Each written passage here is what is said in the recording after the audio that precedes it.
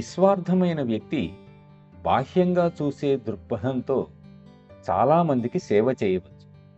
కానీ అతని ధోరణి బాహ్యంగా దృష్టి సారించటం వరకే ఉంది. అతడు కష్టాలలో ఉన్నవారికి కొంచెం ఉపశమనం కలిగించవచ్చు.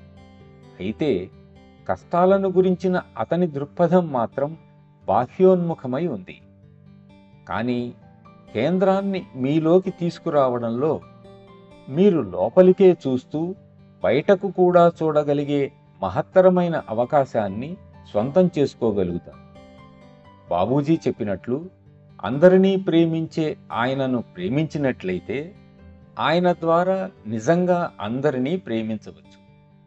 ఇక్కడ ఆయనపై దృష్టిని నిలపటం ద్వారా, ఆయన సాన్నిధ్యాన్ని నాలో మరింతగా దృఢపరుచుకొని మరింత అనుభవించటం ద్వారా నా అస్తిత్వం సమసిపోయి ఆయనలో ఒకటయ్యేంతగాను, ఆయనే అంతటా ఉన్నారన్నంతగా ఆయన సాన్నిధ్యాన్ని అనుభవిస్తే అప్పుడు నాలో ఉన్న ఇటువంటి ఈ కేంద్రం ద్వారా నేను విశ్వానికి సేవ చేయగలను.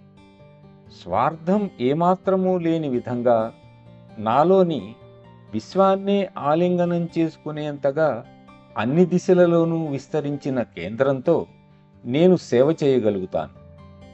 ఇది ఇక్కడ ప్రతి ఒక్కరికి లభించే ఆధ్యాత్మిక అవకాశం.